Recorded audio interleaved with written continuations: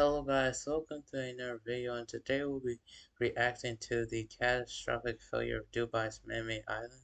The video is from sunnyv2, and I will link the original video in the description, so if you want to check it out.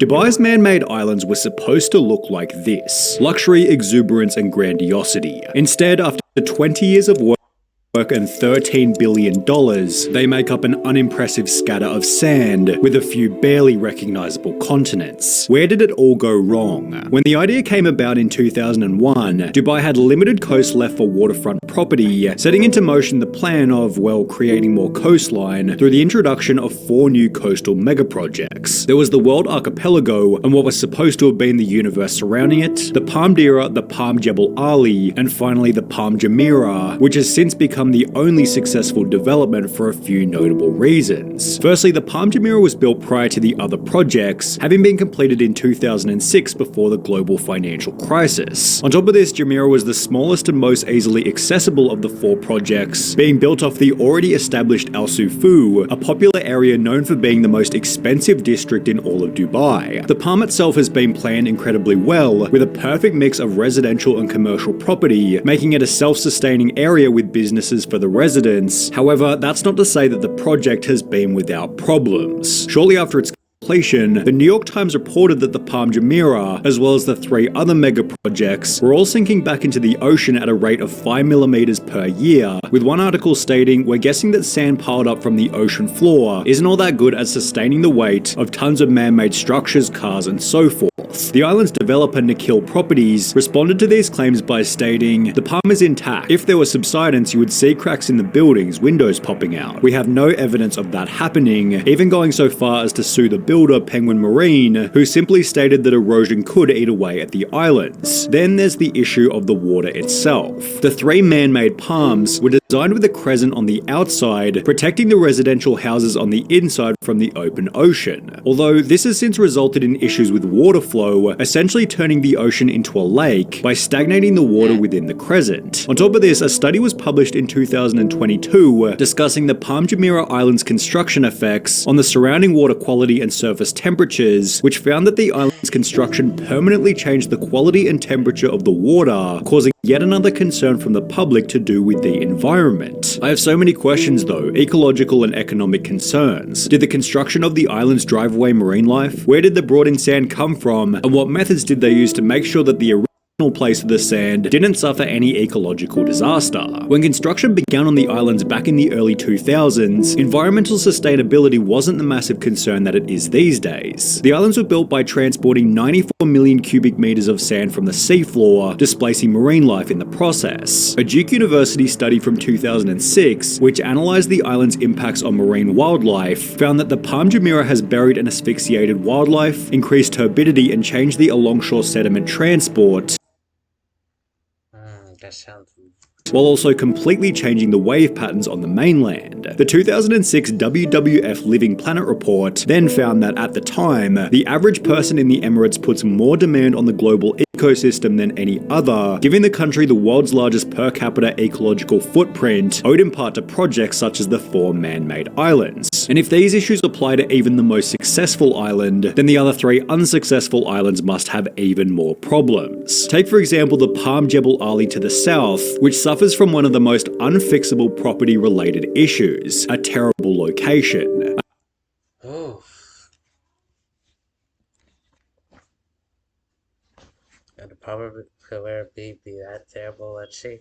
I had the chance to view the islands from the shore as they were being built. Even before viewing them in person, I could never understand why anybody would want to live in that location. The Palm Jebel Ali is located so far south of the city, its closest notable development is the Dubai Port and Industrial District, while the Palm itself extends from nothing besides the already existing desert, which isn't exactly the greatest spot. The original plan for this palm included a new residential district at the entrance, however, as you can see, they never really got there. Some sand and road work has been completed on the palm, although if you look a little closer, there are signs showing that the project had to halt suddenly. For example, these broken sectors at the end of the palm indicate that they weren't quite finished laying sand. And see this little island over here to the southwest? Well, that was supposed to be another artificial island called the Dubai waterfront, designed to combat erosion on the palm. However, as you can see, the waterfront project has also since been abandoned. Official data was published showing that Nikhil sold only 29 houses on the Palm Jebel Ali before it ceased construction in 2009, with this date hinting at the first major problem. Dubai has been hit by the global financial crisis, especially in real estate. Mega projects like the artificial island off the coast are in danger of collapse. Many construction sites have shut down. The global financial crisis evaporated demand for Dubai housing, with prices falling by over 60% in 2008 and 2009. The empty Palm Jebel Ali was abandoned, as Dubai's lower property prices meant Nikhil could no longer earn enough to cover its construction costs, which was then tied in with an even more serious problem. The developer of the man-made islands was funded by the Dubai government, which relied on oil for its income, which over a 6-month period in 2008 dropped from $140 a barrel to $40 a barrel. This meant that on top of being unable to fetch the property prices they needed, the developers no longer had the money to build the homes in the first place, and it's not like a better location offered a fix to this problem. The Palm Dira to the north was set to be Dubai's largest of the 3 palms, possibly for its central location close to the city and airport. However, this project made it no further than an entrance and a small section at the tip of the crescent. For this reason, in 2013, the project was rebranded as the Dira Islands, with the goal of utilizing the half-built area to feature 80 hotels, multiple residential towers, as well as a golf course. The project should be completed in accordance with Dubai's 2040 master plan,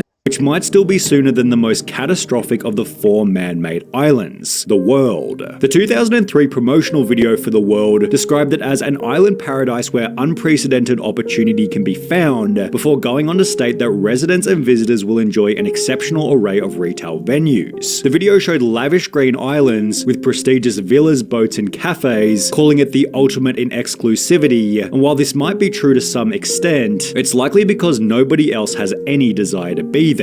The islands themselves look like an absolute travesty. North America and Canada are shaped like a diamond and cut off by what appears to be the North Pole, while Greenland is the same size as the North American continent, when in reality Greenland is approximately 20 times smaller. Australia looks more like the head of a dog, while New Zealand is shaped like an archway and is missing the bottom half of the country, yet the shaping of the islands is a pretty small problem in comparison to their complete lack of development. Over 90% of the islands are completely empty, despite being 60% sold 15 years ago, with most being used for Google Maps advertising of computer stores, cafes, and of course the swag like Ohio Beach. However, that's not to say that there hasn't been any construction on the islands. A $7 million house was built by the developers in the northwest corner of Greenland, which was then bizarrely gifted to the German Formula 1 driver Michael Schumacher, who's never even commented on the project or given any indication that he's even visited the house. On top of this, the island of Lebanon has been developed into a beach club, which can be used to escape the noise of the city. When it was visited by Yes Theory in their Exploring Dubai's Empty Islands video, he showed that the Lebanon island was fairly empty, yet he also noted that it was right in the middle of COVID, which likely impacted its popularity at the time. The beach club describes itself as the first development open its doors to the public, yet this might hint at why the rest of the world's islands are yet to be developed. There's nothing else around. Without any close businesses or things to do, people aren't going to build houses out there, but at the same time, without any houses, business owners aren't going to go and launch a business out there. Given the isolated location, the only people to use any such business would be those already on the islands, because it's not going to be efficient for a mainlander to get on a boat and travel all the way out to the world just to buy something at a store. Even then, what kind of business are you gonna launch in the middle of the ocean with nothing else around? What's even crazier is that between 2023 and 2028, Nikhil Properties plans to develop another set of islands around the world called the Universe, which seems totally crazy given the lack of success on the existing islands, for which a Reddit user had a different theory about their failure. My understanding is that when the master developer sold the islands, you didn't just buy a plot of sand in the sea, you bought much more. The land was sold with infrastructure, and that included electricity, potable potable water, waste management for trash, waste management for sewage, transportation links, water taxis. When the master developer handed over the islands, they said, nope, you're on your own, none of the above. The reason why so few have built on their